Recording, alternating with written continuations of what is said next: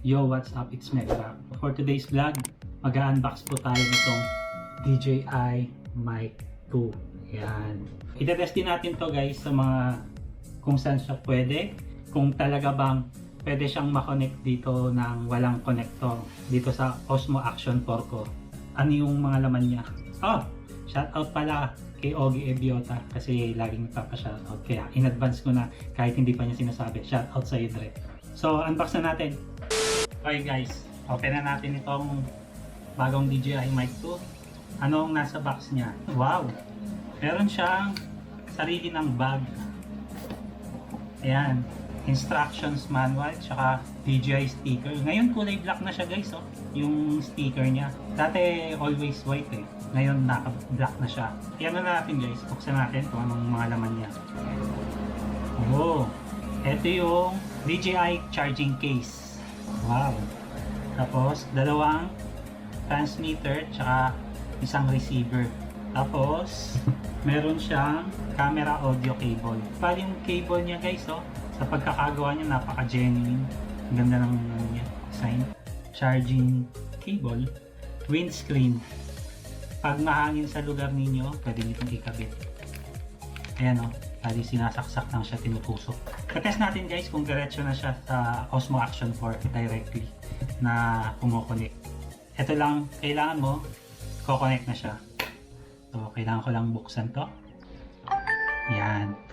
So, punta tayo sa settings. Sa settings, hanapin lang natin yung wireless mic. Ayan. Ayan ang wireless mic na. Okay. Click lang natin yan. May instruction. Press 1 and hold button. Ito.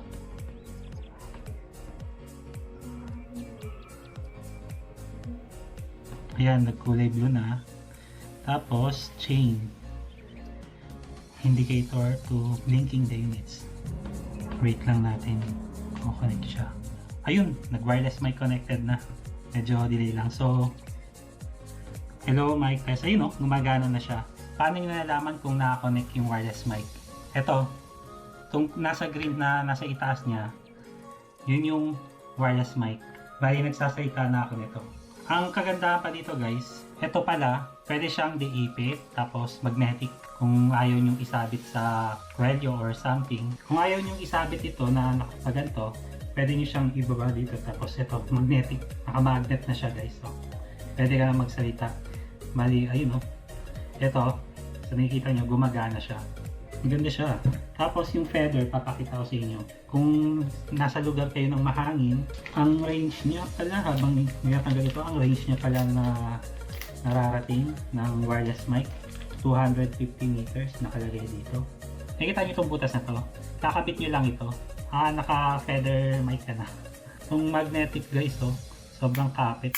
Hindi agad siya malalaglag. Ayun na, testing ko na rin ngayon. Malaman natin na kung gaano kaganda or kalinaw yung wireless mic. Magbubukas din ako ng electric fan. So, balikan ko kayo, ayusin ko lang yung... A few minutes later. Okay guys, ito, tinetesting ko na yung wireless mic na may feather. So, bubuksan ko yung electric fan ngayon. Yan, minagnet ko lang. So, nandito siya. Binuksan ko na electric fan, humahangin ha. Tingnan natin kung narinig yung electric fan sa wireless mic. Habang tinetest ko to. Kayo nang bahala mag-decide kung naririnig pa yung electric fan masyado or hindi naman masyado. Kasi alam ko kasi, pwede pa siyang ma-adjust. Intelligent noise cancelling or crystal clear vocals. Yan. Yung nare-reduct niya yung ingay sa paligid.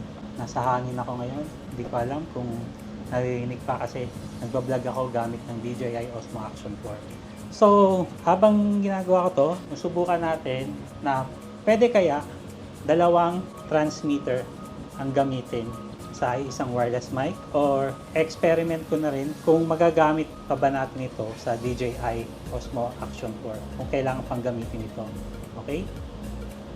So, itetest ko na ngayon yung receiver niya. Subukan natin kung pwedeng dalawang wireless mic kumonek dito sa Osmo Action 4. A few minutes later. So guys, ito yung dalawa kong wireless mic. Ito yung ginamit ko kanina. Tapos, ito yung isang bago. nakasama din. Subukan natin kung pwedeng i-connect dalawa. I see. Okay guys, sa tingin ko mukhang isa lang pwedeng connect, pero I'll try my best pa rin na sundin yung instruction kanina. Ito muna, di ba? Connect natin to. Okay, tapos hold na to. Itong parang chain, kumbaga i-chain dito sa Osmo Action 4. Sadly guys, hindi pwedeng dalawang wireless mic ang kumonek. Isa lang pwedeng kumonek sa wireless microphone. Ang gagawin ko naman, tingnan natin kung madadaan natin dito sa receiver. Nagamit tayo nito para makonect dito sa Osmo Action 4. Disconnect muna natin, tapos subukan natin yung receiver. Disconnect. Confirm. So wala siyang nagko-connect.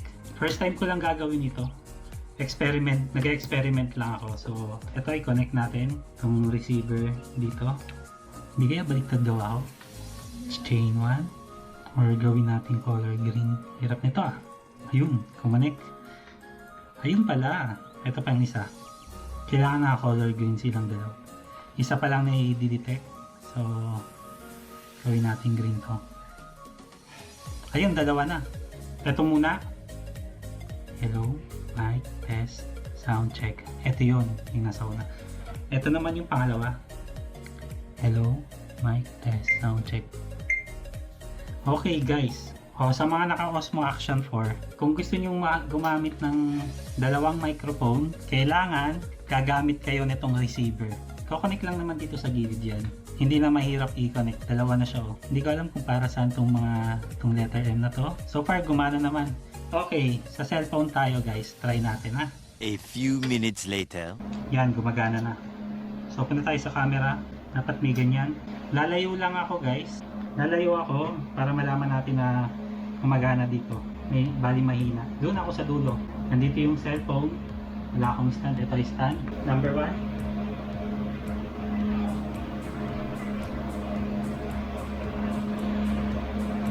Number 2.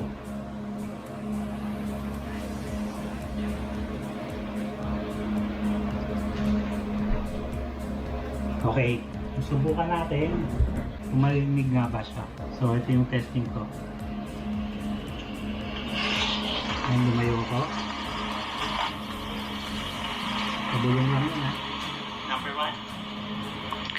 Hello. Mic test sound check. Testing 1, 2, 3. Number 2. Hello. Mic test sound check. Testing 1, 2, 3. So, ayun guys. Okay siya guys. Effective siya. Maganda. Very useful to guys. Worth sa price nila. Napaka-solid talaga kumuha ng voice recording tong DJI Osmo Action. Very useful sa mga vlogging ninyo. So, nasa magkano to guys? Bali sa Altitude Digital to nakakakuha. Ang price lang nito is 19,000 only. Mahal pa rin syempre. Yung presyo naman niya talagang napaka-worth. Bakit ito napili ko? Una sa lahat, compatible sa Osmo Action 4. Hindi mo na kailangan pa ng connector. Kung ikaw lang naman nagbablog, kahit ito lang pang interview mo na sa mga nakakausap mo, pang interview lang, very useful. Pero kung magbablog ka, kausap niya, kailangan mo lang naman i-connect tong isang receiver. Kung dalawa kayong mag-uusap, wala ka nang iisipin. Napaka-solid ng kuha. Kung kukuha kayo nito guys, Altitude Digital. So kaya naman Altitude Digital ha. Inano ko na naman kayo ha. Baka naman kahit t-shirt lang. Nangingi ako ng isang araw, hindi yung hihingihan. Joke lang. Sige.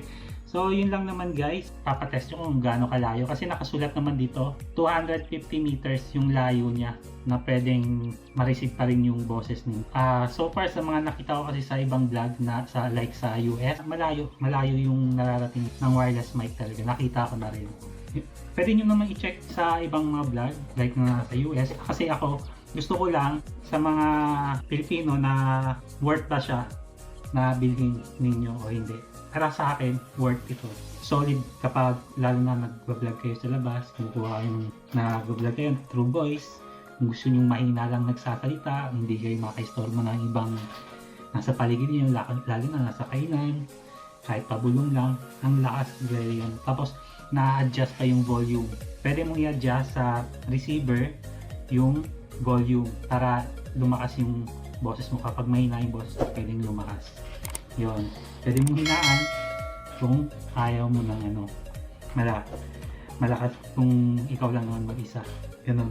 Scale up to 10. 10 ako. Ayun lang naman guys. So, thanks for watching. Hope you like my vlog. Hope na makatulong to sa mga nagbabalak bumili ng DJI Mic 2. Lalo na sa mga pangkasal, sa mga ano, pwede to. Napaka-clear na kuha nito. Yung background noise. Wala yun. So, yun lang naman guys. So, hope you like my video. So, see you in my next vlog. Peace out. Bye.